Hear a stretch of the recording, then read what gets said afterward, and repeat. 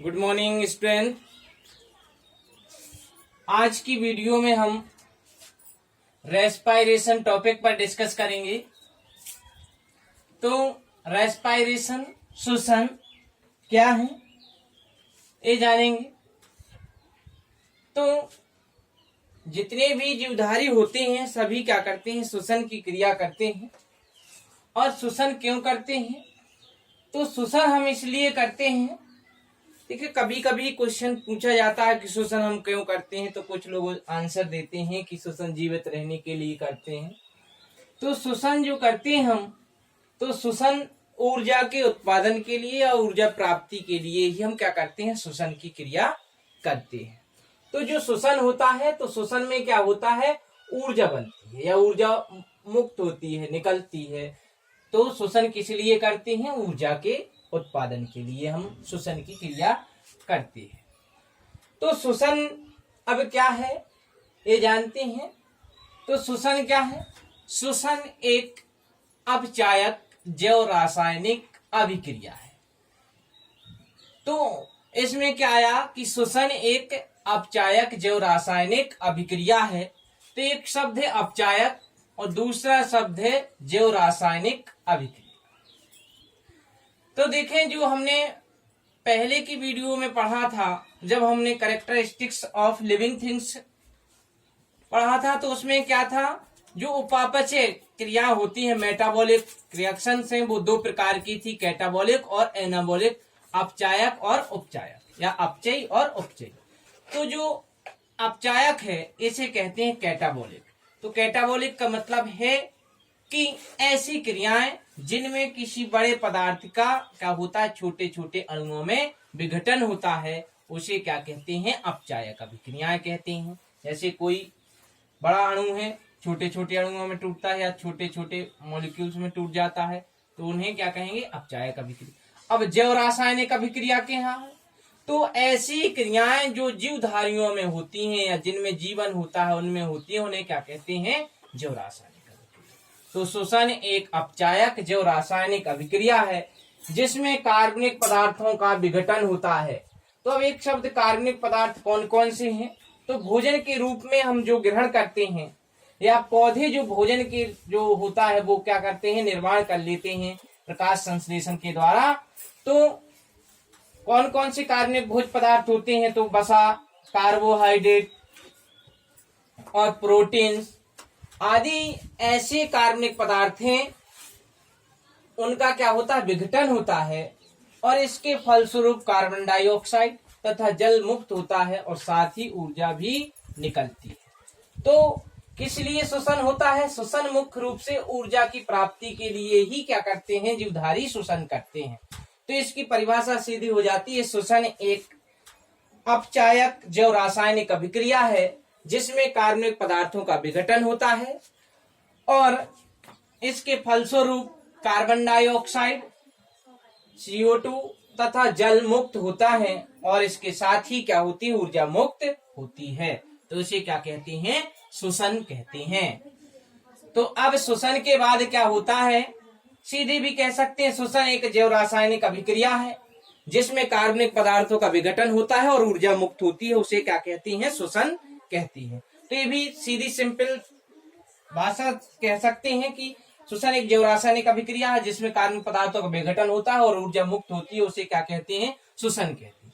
अब देख लेते हैं, ये क्या है, ग्लूकोज है। ग्लूकोज जो है तो ये क्या है, बड़ा अणु है। तो उसमें क्या है, ऑक्सीजन जो लेते हैं, जो जीवधारी होते हैं, जैसे जीवधारी दो प्रकार के बताए थे कि जो जीवधारी हैं वो कितने प्रकार के होते हैं, जैसे जंतु होते हैं, जंतु और कौन से होते हैं, पादप। दो प्रकार के जो जीव हैं, दो होते हैं, जंतु और पादप। तो जो जंतु होते हैं वो श्वसन अलग से उनमें तंत्र होता है जो अपने श्वसन की क्रिया करते हैं। तो वो ऑक्सीजन लेते हैं, जैसे कि नासा छिद्र से नासा मार्ग से होते हुए ग्रसनी और वायुनाल से फेफड़ों में पहुंचती है। फेफड़ों से क्या होता है, गैसों का आदान प्रदान होता है। रुधिर में, रुधिर से रुधिर के बाद ऊतकों में पहुंच जाती है और वहां पर क्या होती है, श्वसन की क्रिया ये होती है, कोशिकीय श्वसन होता है। तो उसमें क्या होता है, और जो पादप होते हैं, जंतुओं में पादप होते हैं जो उनमें क्या होता है, रंध्र होते हैं। तो श्वसन क्या क्या होता है, रंध्रों के माध्यम से पौधे किसको लेते हैं, O2 को लेते हैं या ऑक्सीजन को लेते हैं और किस में उपयोग करते हैं, श्वसन में या ग्लूकोज के दहन में। तो जो क्या है, ऑक्सीजन की उपस्थिति में ऑक्सीकरण होता है ग्लूकोज का, जैसे कि इसको हम ऐसे भी कह सकते हैं, श्वसन एक जो रासायनिक अभिक्रिया है जिसमें ग्लूकोज का ऑक्सीकरण होता है और ऊर्जा मुक्त होती है, उसे क्या कहते हैं, श्वसन कहते हैं। तो ये भी, तो जो ग्लूकोज है C6H12O6 प्लस 6O2, तो ऑक्सीजन क्या करता है, ग्लूकोज से क्रिया करके जो आपको कार्बन डाइऑक्साइड और जल बनता है, साथ ही 673 किलो कैलोरी ऊर्जा मुक्त होती है। तो जो श्वसन की क्रिया है ये बना था किसमें, आपको पता है, हमने जब फोटोसिंथेसिस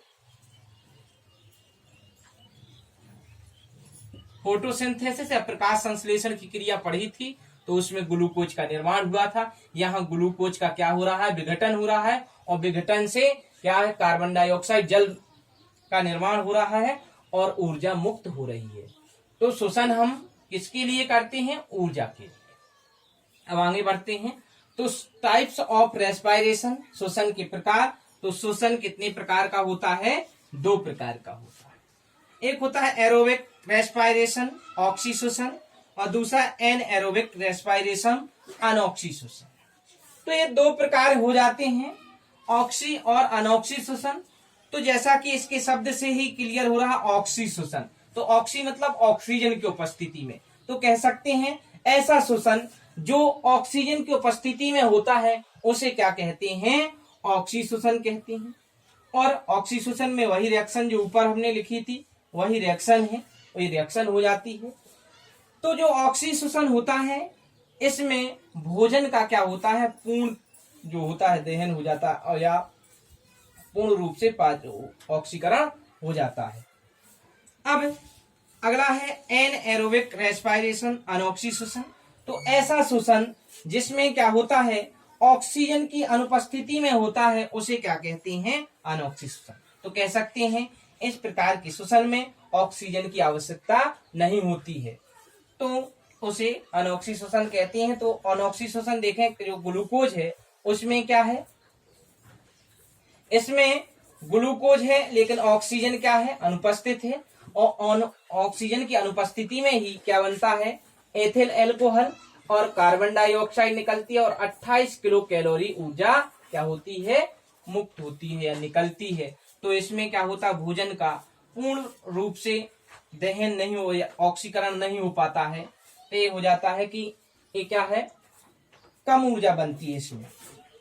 अब तो इसे क्या कहेंगे, क्योंकि इसमें ऑक्सीजन नहीं उपयोग हुआ है, तो इसे अनऑक्सी श्वसन कहा गया। तो दोनों में समझ गए होंगे, ऐसा श्वसन जिसमें ऑक्सीजन की जो ऑक्सीजन की उपस्थिति में होता है उसे ऑक्सी श्वसन, ऐसा श्वसन जो ऑक्सीजन की अनुपस्थिति में होता है उसे अनऑक्सी श्वसन कहती है।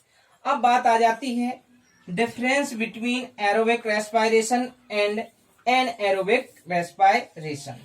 तो इसमें अंतर देखना है कि दोनों में अंतर क्या होता है, क्योंकि कभी कभी एग्जाम में पूछा जाता है ऑक्सी श्वसन अनऑक्सी श्वसन में अंतर क्या है।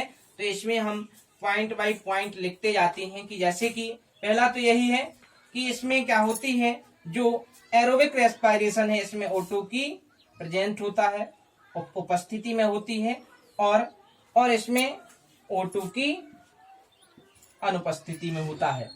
अब अगला है कि जो इसी दोनों रिएक्शनों से समझेंगे, तो यहाँ पर ऑक्सीजन उपस्थित है, यहाँ पर ऑक्सीजन अनुपस्थित है, तो आपका एक पॉइंट बन जाता है। दूसरा पॉइंट है कि इसमें जो क्या होता है,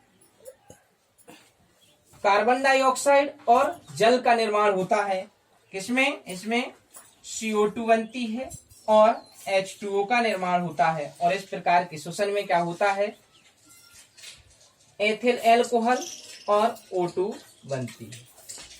तीसरा पॉइंट आ जाता है कि जो क्या है, इसमें 673 किलो कैलोरी बनती है और इसमें 28 किलो कैलोरी ऊर्जा बनती है, निकलती है। या अब अगला पॉइंट आ जाता है कि जो ऑक्सीशोषण है इसमें भोजन का पूर्ण ऑक्सीकरण हो जाता है, अनऑक्सीशोषण में भोजन का पूर्ण ऑक्सीकरण नहीं हो पाता है।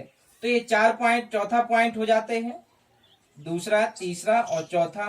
5वें पॉइंट में हम क्या करते हैं, दोनों रिएक्शनों को लिख देते हैं। तो इस प्रकार से इसमें क्या हो जाता है, अंतर हो जाता है, ऑक्सीशोषण और अनऑक्सीशोषण में अंतर। तो आज के वीडियो में इतना ही। कल के वीडियो में हम ह्यूमन रेस्पिरेटरी सिस्टम का अध्ययन करेंगे।